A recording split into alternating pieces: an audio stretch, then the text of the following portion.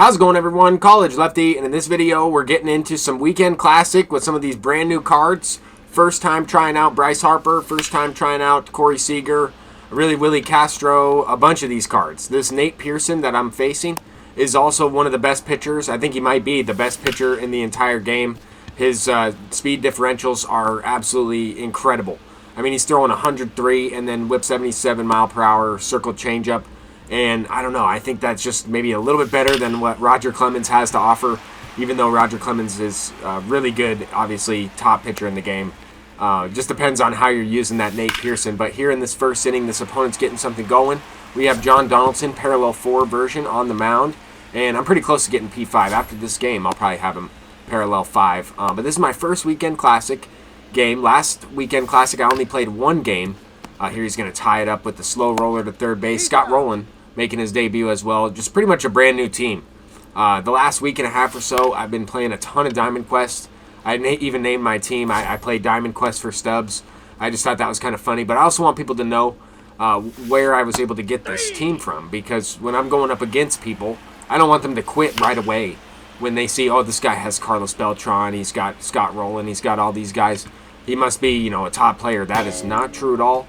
I used to be pretty good at this game, but take a look at this swing here with BRYCE HARPER. I noticed it right away. I noticed that my bat was way off of where the PCI was. But this is a type of thing that I've talked about and I've made videos on in the past. And BRYCE HARPER put on some witchcraft on this ball here. Look at that thing. Curved back, hit the foul pole, 366.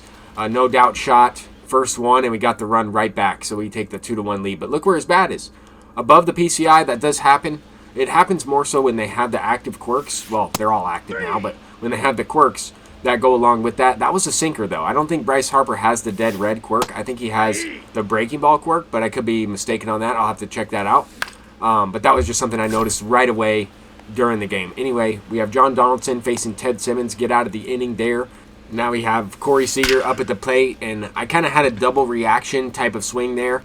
If you look back at that clip, that swing, I moved the PCI up. I thought it was going to be a fastball up and away. This opponent had been going to that pitch a few times, and I missed it just about every single time. I didn't really have the best at-bats with Schwarber. I definitely missed a home run pitch with Schwarber so far in this one.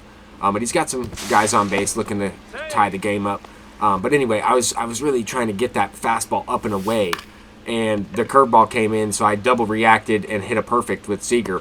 And Seager, if you noticed earlier in the game, hit that double into the gap. I think that's a really good card. He's one of the better cards. Here we have BRYCE HARPER up at the plate once again, and a similar type of swing. The different type of, I guess, curve on the ball. It's kind of going zigzag, back and forth, right to left, and hits off the top of the wall there for a triple. So we have a home run and a triple with BRYCE HARPER in his debut, and a late swing is going to result in a base hit. Earlier in this game, earlier in this inning even, I had a line drive right up the middle, good swing with Willie Castro, and it was right to the center fielder. So we get rewarded with the late swing. That's going to happen.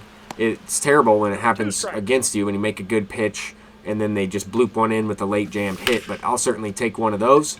Here we're facing James Wood, 6'7" batter, so I'm really trying to throw the fastball up above the zone, kind of just a little bit lower than where I wanted.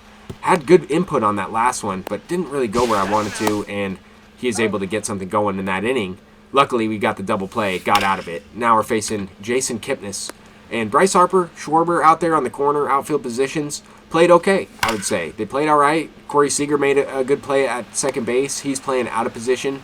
And I do have guys on my bench to sub in, just in case if I need to get out of an inning. Sometimes the game and the way it's coded almost seems like if you have a guy out of position, then you're more likely to give up some weird hits. It just seems like some of your players, not even the guy that's out of position, but other positions, don't react as well. It just seems like the coding of the game, it knows that there's a guy out of position, and it just kind of throws off some of the animations. So because of that, I have some guys on my bench specifically to sub in for defense and speed as well. But in that last inning, kind of an exact example of that, I substituted Elly De La Cruz, and I ended up getting thrown out at third base. I don't know why I was trying to steal third base, but I had Gil Hodges up at the plate. I thought he was going to go with the fastball, and I was using Elly De La Cruz as bait almost to get a fastball. But luckily here with Seager, we got one and didn't miss it there. Hobie Milner does not have a good clutch. So he's at like 70-something hits per 9 right there. I was sitting for a fastball. It was a 2-0 count, and then we get another one. I figured he would go back to the sweeper, and he did hit it out with Carlos Santana. So we kind of break it open here in this top of the 8th inning. I could have had more runs if I wasn't stupid and got thrown out trying to steal third with Ellie.